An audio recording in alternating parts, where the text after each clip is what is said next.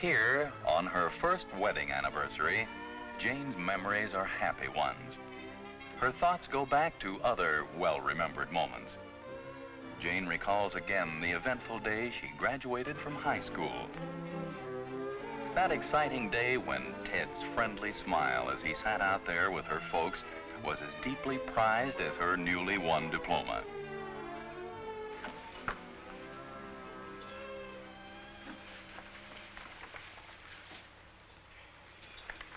Mother, where do you think it would look best if it were framed? What do you want to frame, dear? My diploma. I want it to be where Ted can see it. You know, this is the first time we've invited him to dinner. Oh, dear. Ted saw you get your diploma today. He knows you have one. You better come and help Judy and me finish setting the table. All right, Mother.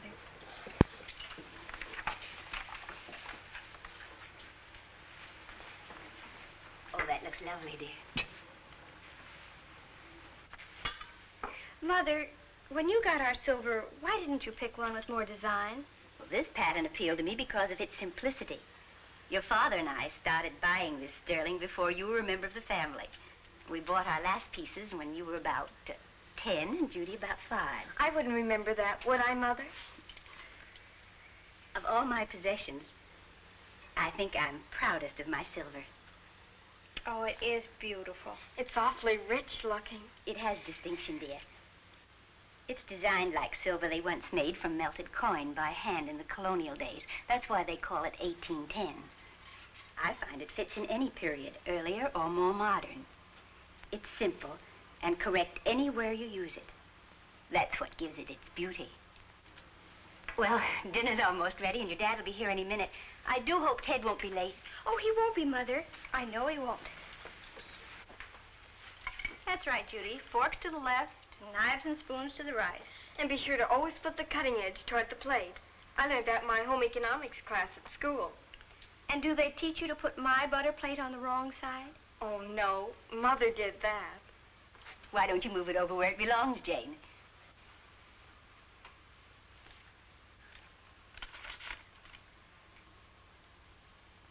Oh, Mother, an order for a place setting of sterling. Oh, Mother, thank you. Oh, now I can have my own sterling. That's our gift for your graduation, dear. You can choose your own pattern and you can take your time because you'll be making your choice for a whole lifetime. Oh, this is wonderful. Some of the girls have already picked out their patterns, and I wonder when I'll be able to pick out mine. Oh, now I can. Jane remembers how that gift order was the start of an exciting adventure. Days of window shopping when every silverware display held out a promise. Somewhere here, amid the beauty and quality of sterling, is the pattern Jane will choose. Many things have gone into it to help her in her choice, things she never dreamed of. But they are there, an artist's inspiration, tested design, painstaking craftsmanship. As 1810 had its inspiration in Americana, so other patterns had their inspirations in other periods, in architecture, in fabrics, in the grace and form and beauty of nature. In Wild Rose, it was the flower from which the pattern was named.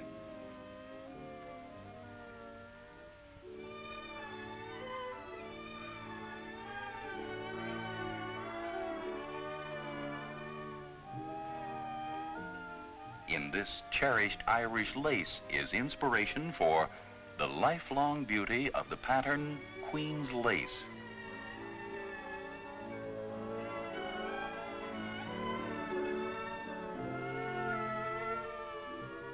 The clustered daintiness of these flowers has given everlasting beauty to the pattern Prelude.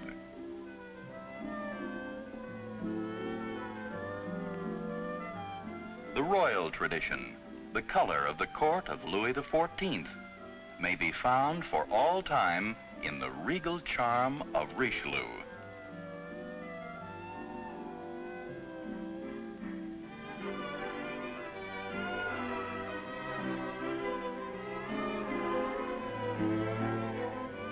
The beauty of a shy bloom is captured forever in the refreshingly different spring glory.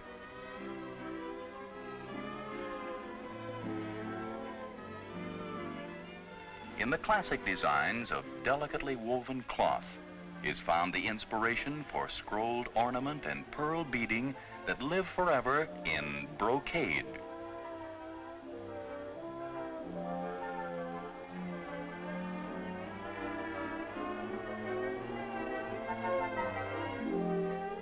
From the stately and delicate beauty of the gladiola, an artist was inspired to create the pattern Blossom Time.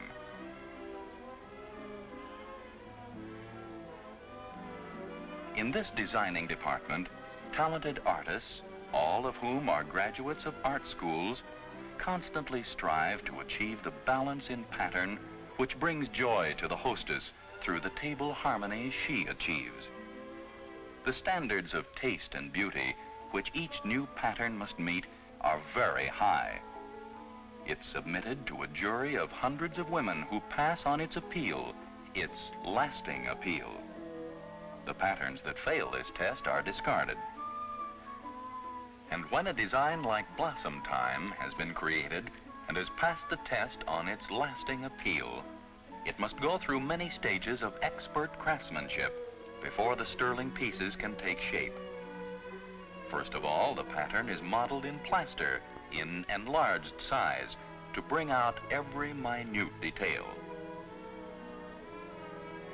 Then, from a plain piece of sterling, another artist hand chases the design with painstaking craftsmanship. And thus the enchanting beauty of the gladiola is perpetuated. And finally, there is the hand cutting and finishing of steel dies to be translated into every piece from tiniest oyster fork to largest serving spoon, each perfect in balance, rhythm, and harmony, so that thousands may enjoy the beauty that lives forever. In order that we may see how sterling silver tableware is actually made, let's pay a visit to one of the factories. First of all, ingots of pure silver bullion go into the furnace to be melted with a small amount of alloy which is added for strength and durability. The result is sterling, which is 92.5% pure silver. Any piece of silver marked sterling must conform to this standard, which is established by the United States government. Rigid laboratory tests are continuously made.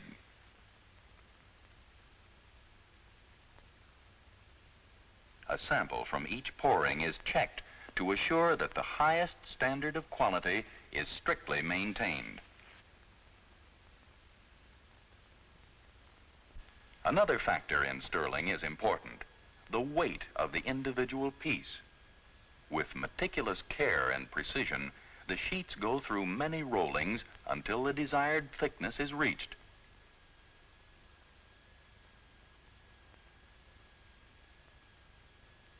They are constantly checked with a micrometer.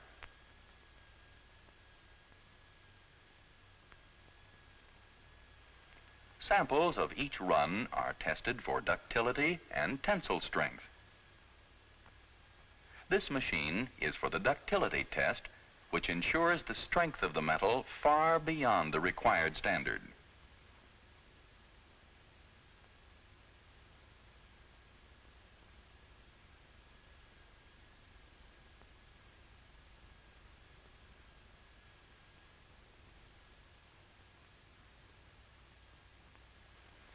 After the sheets are cut to desired width, they are blanked in much the same manner as silver coins are struck off the mint. Grade rolling distributes the metal to proper thickness, width, and length by the pressure of rolls that are irregular in circumference, thus making possible any desired distribution of metal. The sterling is then cut to outline.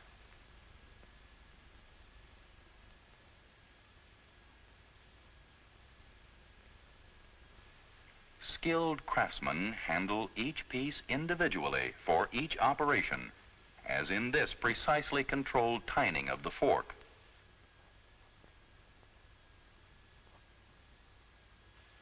The hand-wrought dies are translated into all the varying sizes of sterling pieces, and each piece is separately stamped at least twice to assure perfection of detail.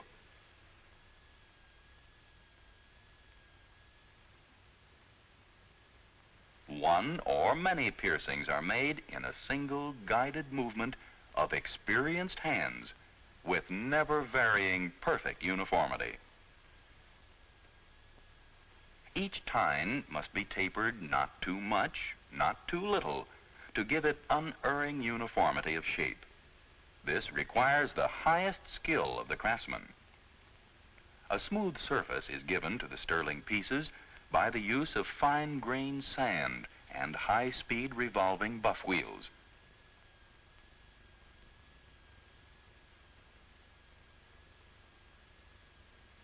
The sand is actually finely ground pumice stone imported from European volcanic regions. 16 separate skilled operations are necessary to give the proper finish. Operations of buffing, facing, polishing, to bring perfection to the beauty that lives forever. Inspections are made at every stage of the work, with rejections at the slightest flaw.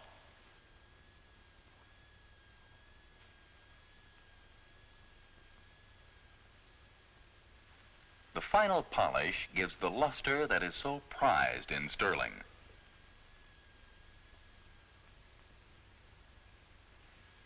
After this finish polish, the forks will be conveyed through a series of chemical baths which will leave them immaculately clean. While the fork is going through this thorough cleaning process, let's take a look at how its companion piece, the knife, is made. First, the two faces of the hollow handle are stamped individually with the design. Then the two sections are precisely fitted together and tack welded.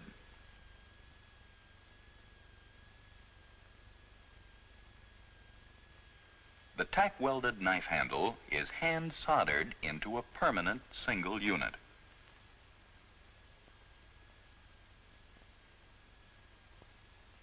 The handles are carefully tested underwater to detect even the tiniest flaw in the soldering. Skill and infinite care go into the making of a knife.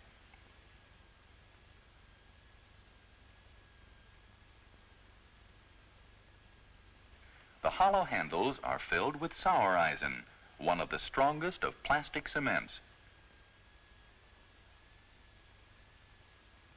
Then the knife blade is inserted.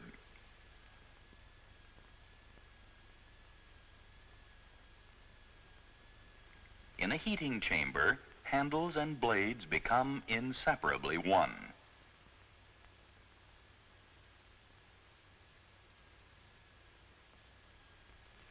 The knives are given a final polish after having gone through many polishing operations, just like the fork.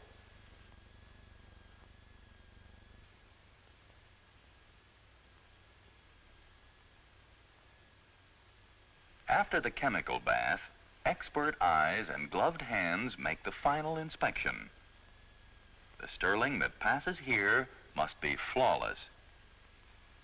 All this skilled craftsmanship culminates in beauty that is ready to add pleasure to your everyday living or to that of the family next door. Each piece is individually packaged to ensure that no human hand will touch the sterling pieces until they reach the home where they will be used. The packages are automatically heat sealed so that they are airtight, thus keeping the sterling in perfect condition. In the making of sterling hollowware, the same perfection in craftsmanship, the same imaginative, balanced design, the same meticulous care in fashioning and finishing are all ingredients of the beauty in the completed creation. It takes expert skill to spin a flat disc of sterling into its graceful form as a candle holder.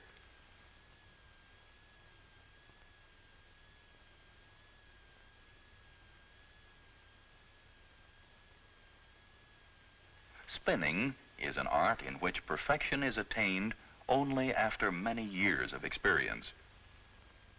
under the guiding hands of this skilled spinner, a piece of sterling silver is being shaped into a Paul Revere punch bowl.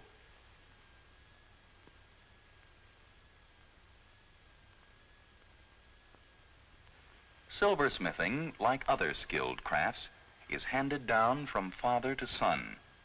For instance, here, 5 generations of experience contribute to the quality and beauty of sterling. The art of the silversmith also extends into the creation of beautiful dresserware.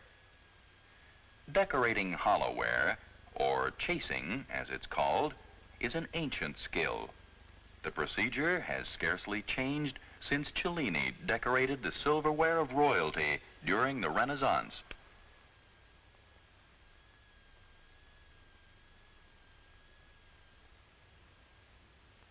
In the home, sterling brings beauty to everyday living.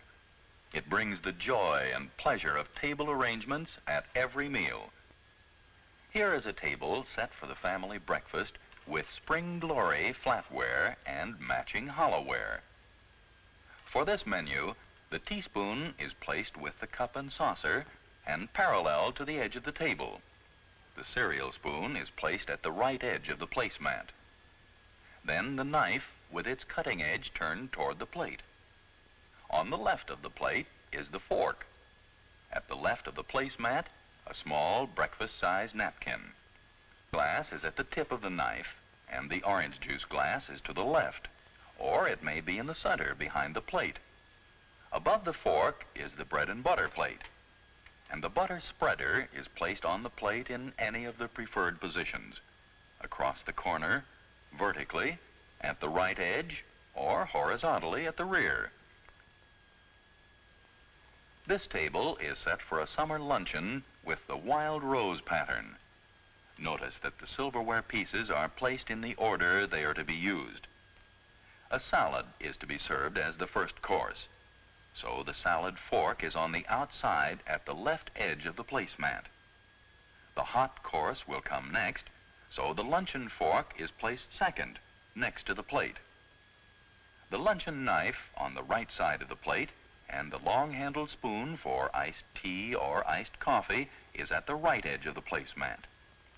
The silver for dessert will be brought in when dessert is served. The luncheon napkin is often folded in a triangle, but any simple fold is in perfect taste. The modern hostess includes ashtrays. Small sterling ones are practical and add to the beauty of the table arrangement. Buffet meals are planned for informality, but even an informal setting is impressive. Here the sterling is Royal Danish. Use only the flatware pieces that the guests may need. The forks first, knives last along the edge of the table near the plates. Place the spoons with the cups and saucers. With matching sterling tableware to hold the food, an informal buffet will be a gala occasion. The flowers may be as dramatic as desired on a buffet table, but they should fit the occasion and the home surroundings. Very few homes today have a maid needed to give a really formal dinner. So we don't try to be formal, but we do want to set our table correctly. At this dinner table, the sterling is Queen's lace. It's easy to arrange the dinner table properly by following the simple rules that have been mentioned. First, use only the pieces needed for the menu. Second, place them in the order in which they are going to be used, beginning at the extreme left for the forks and at the extreme right for spoons and knives. For this dinner menu, there is planned first a shrimp cocktail. If the cocktail is on the table, the cocktail fork is placed on the serving plate parallel to the table edge. However, if it's served after the guests are seated, the small cocktail fork would not be put on the serving plate or with the other forks. It would be placed at the extreme right. This is the exception to the rule. Then comes the cream soup spoon for the soup course. The meat course comes next, so the dinner knife is placed next, and its partner, the dinner fork, is the first fork at the left edge of the place setting, because it will be used before the salad fork. The butter spreader is laid in the preferred position on the bread and butter plate. This table has matching sterling salts and peppers for each 2 guests, and sterling cigarette holders and ashtrays are useful and decorative accessories. Yes, it's fun to arrange your table properly with sterling. All the things we've seen, Jane may never dream of, but they're in the pattern she has chosen. Inspiration, design, craftsmanship, combined into quality and beauty that lives forever. And here, at the table set for 2, is the choice she made. It's blossom time, and now she has 2 settings, only 2, but perfect and useful twice each day for Jane and Ted. Perfect and useful beauty for any young couple. Happy anniversary. Oh, happy anniversary, darling. What's that? Oh, a package for me? Mm-hmm. Hadn't we better open it? Go ahead. And that one there, too. Oh, one for me, too? Mm-hmm.